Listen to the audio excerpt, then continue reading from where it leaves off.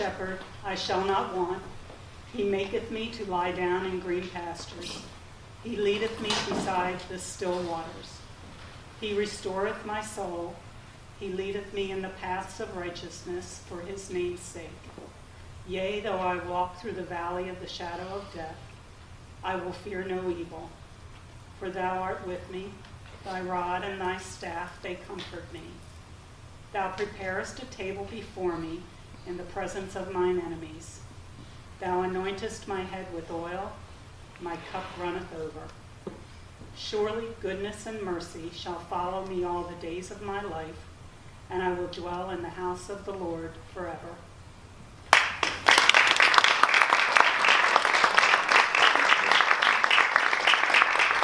Thanks, Rosemary. Ladies and gentlemen, Mr. Mark McBaron-Kessler. So I actually did write Chris a letter this morning, and it's long, so I'm not going to read the whole thing. Thank you. Tom he said he'd throw things at me. But I have my notes here because I'm that kind of weird person that does stuff like that. And if everybody can hear me, then I won't use the microphone. Is it good? Okay. Yeah. So it starts out, today's date, dear Christopher. It was sunny the day we met, and that's the first page, basically. It talks about Matt was with him, like outside Marie's Crisis, when I stumbled upon the bar. Matt the Hat, who also is very dear to me. So basically, this is it. I was smoking. I don't smoke now, but I smoked that day. So basically, our story. You hated smoking, and I'm going to abridge this as I read it. So like 2 minutes. Give me 2 minutes. Okay. So our story. You hated smokers, even though I wasn't really a smoker, and you would eventually become one. You were the bartender at Marie's Crisis, a basement venue a few doors down from Rose's Turn. What do? You asked. I'm a songwriter, I said. And then I extinguished my cigarette, and you invited me down to perform for you. The bar was empty and smelled like wet wood and yesterday's beer. You beckoned me to the piano as you went behind the bar to begin your work. And so, to my audience of one, I delivered a new song I had written called Goodbye, Good Cry. If you hated smokers, I worried you would hate my music even more, because I thought he looked like a Shakespeare student or something. So I assumed he was like, he was really bright, but I was like, oh my God, this guy's going to hate my stuff. So you stoically abandoned your task, slowly made your way to the piano, and at the song's conclusion, you folded your hands as if in prayer and smilingly said, "You are the answer to my prayers. You are my angel." And he really said that. I'm not like being arrogant. I had never been anybody's angel before. It felt good. And with that, you hired me. He basically, I didn't know I was like auditioning, but he hired me. So I had a job. I had arrived in New York. We come to New York, everybody in this room, we come to New York to have the childhoods we were denied when you were like kind of weird, you know? And if Marie's Crisis wasn't my childhood, it was my college. And, let's see. So Chris and I, he basically wanted me to learn standards. So I learned If I Loved You for him, and we used to sing it. This is the third page of my thing, so don't worry, it's almost over. He would very proudly, when my tipple actually had money in, he would take out the bills and make them all neat, and take out the wrinkles and count them, and we'd be so excited. Then we'd go out into the night, and let's see, was there anything? Oh yeah, this is interesting. He said that he was happy that a woman was rude on the subway because he said New Yorkers are becoming too nice. So he said, real New Yorkers are rude New Yorkers. So I guess I'm being rude by taking up all this time, so he'd love me. Okay, my greatest accomplishment for Chris was making him laugh. I did not, he had very, as was said before, his sense of humor was kind of dry. But one day on the street, being who I am, I went up to this woman, she was walking like a little poodle, and I went up to her and I said, "I love your dog, is that a lab?" Chris, broke down, nobody else is really laughing at that, but Chris thought it was funny. This is kind of sweet, and then I'm almost done. There was a little boy who used to come to the gig. There was the bars on the window. It was like being in prison when you were at Marie's. And he would sit and look at me in the window. And Chris was so nice to him. I used to think of him as my inner child.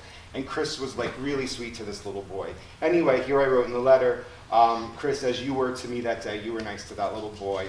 That little boy is probably all grown up now, as am I, and now Chris is gone. So on my very last happy hour shift, you bought me flowers. I'm not good at goodbyes, you said, and you basically threw the flowers out. We sang If I Loved You, and then I did Goodbye, Good Cry one more time. The piano was really out of tune that day, so I can't say that I was sad to leave, but I was sad to leave Chris. He said, we had a good run, didn't we? And we kind of both teared up. I ventured into the night alone with my bouquet of flowers, and if I wasn't a child, I was kind of a college graduate at that point. I felt like I had graduated college. So when Thomas, you asked me to sing here, you said sing one of Chris's favorite songs. And I don't think I was Chris's angel, I think he was my angel. He was the person that hired me and believed in my music and sang it when nobody else did, and nobody else kind of still is, but you know what? This is New York, go on. So Christopher, thank you for giving me my start. I wrote, I have to shower now for your memorial. I'm scared, I want to make you proud of me. I'm singing one of your favorite songs, one I didn't write.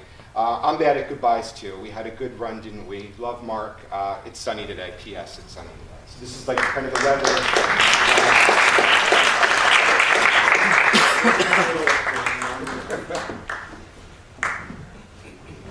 Actually, I need a sip of water. This is very Marie's crisis. Am I okay? You're good. The music's going to start soon, right? Now, nobody else used a microphone here, and I'm like wondering, like, do I need one? I don't know. No? But it's here. Well, try. Okay.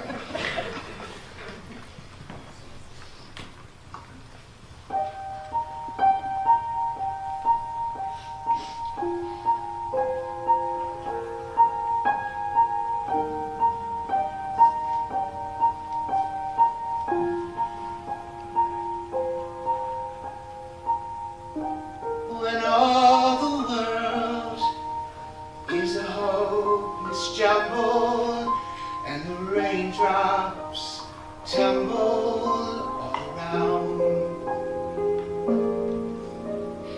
heaven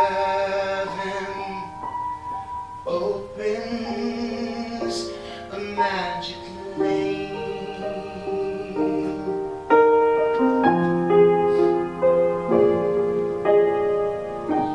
When all the clouds darken up the skyway, there's a rainbow highway to be found.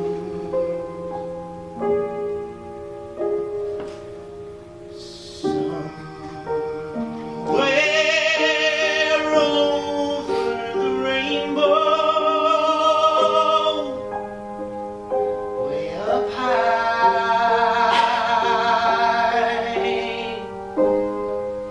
there's a land that I heard of once in a lullaby.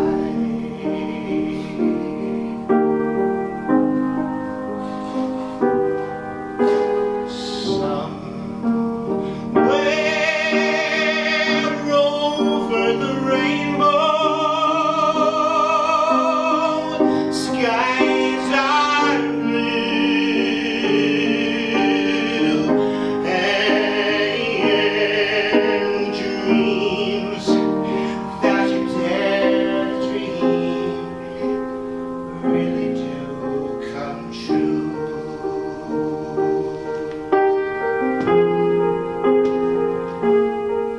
Someday I'll wish upon a star and wake up where the clouds are far behind me, where troubles melt like lemon drops, way above the chimney tops. That's where you'll find me.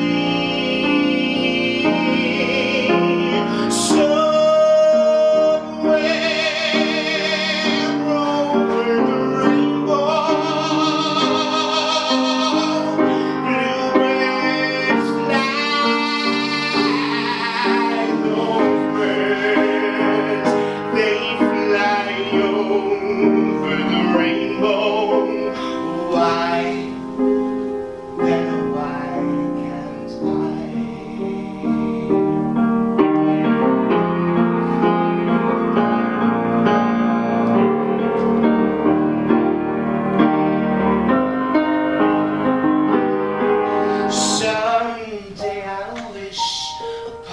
star and wake up where the clouds are far behind me,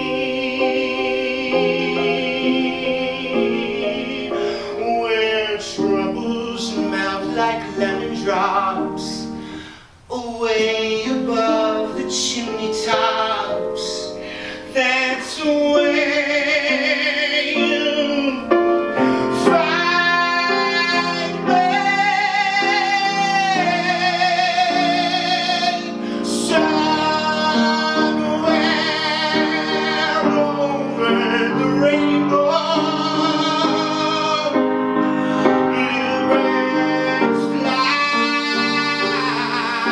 those birds, they fly over the rainbow. Why, then why can't I?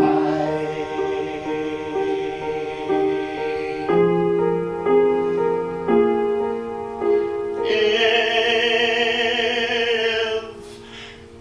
happy little bluebirds fly beyond the rainbow,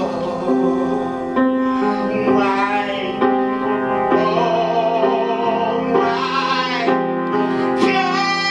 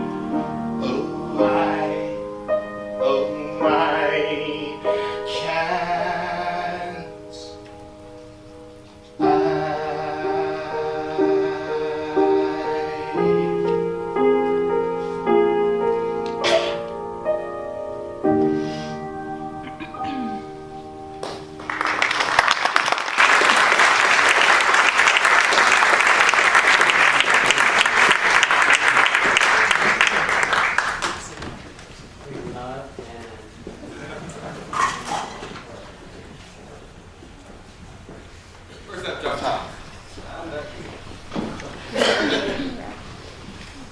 It's time for you. Well, clearly that's what you were saying this morning. It's been a long day. Put the microphone here just so I don't knock it off there. I also wrote things down, so you're not the only one. I marked so many things out of the first paragraph, I can't even read it anymore. Just want to make sure I get it right. So whenever Randy and Tom asked me to read something, I thought about it for a while, and while I was thinking of what to read, I remembered a conversation that Chris and I had about his favorite books, which were Armistead Maughlin's Tales of the City series. And I'd never read them, so he was explaining to me, very animatedly, how much they meant to him and how they had affected his life. And which it makes perfect sense, because Chris, as we all know, is a passionate member of the gay community, and he devoted himself to its causes and eventually became kind of champion that a lot of people, like Chris, really could have used in their younger lives. So for Chris, I'd like to read from More Tales of the City. This is an excerpt from Michael's letter to Mama.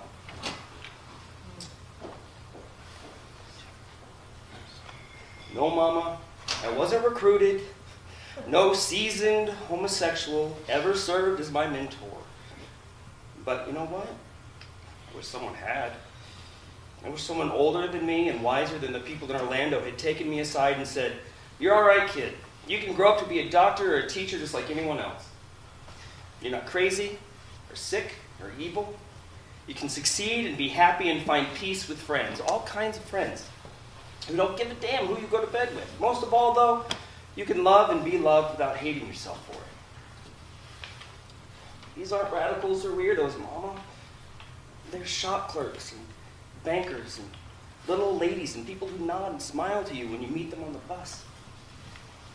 Their attitude is neither patronizing nor pitying. And their message is so simple. Yes, you are a person. Yes, I like you. Yes, it's all right for you to like me too. Being gay has taught me tolerance, compassion, humility.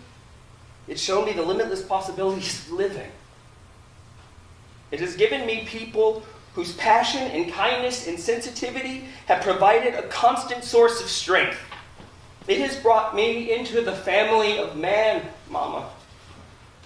And I like it here. I like it. Christopher Morrison was definitely a seasoned homosexual.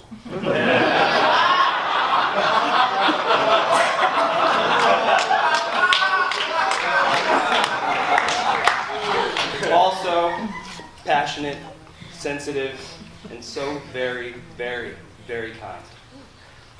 He was a mentor to many of us who just happened to walk into his life one day. Lucky for me, that day stretched into 9 years. But even if we'd only had 9 minutes, I still would have walked away knowing that I had been welcomed into the family of man. And I like it here, Chris. I like it.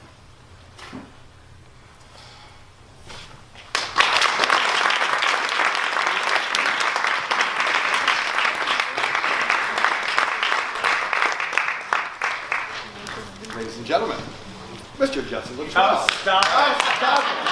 Kill it before it breathes. Is this useless? Okay, now I can hear myself. I've been sick, so I'm going to use this damn microphone. Yes. All right, now listen. Chris liked my singing a hell of a lot better than my talking, so let's just say.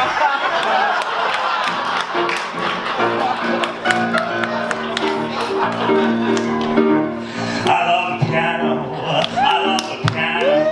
I love to hear somebody play upon a piano, a real piano. Here kids play. I know a fine way to treat a steinway. I love to run my fingers or the keys, the ivories with the pedal. I love to meddle when Paderewski comes my way. I'm so delighted when I'm invited to hear a long-haired genius play. Keep your fiddle and your bow, give me a Piano. I love to stop right beside an upright or a high-tone baby grand. Hey, you're pretty good. You should work at Marie's Crisis. My friend Chris would have hired you right away.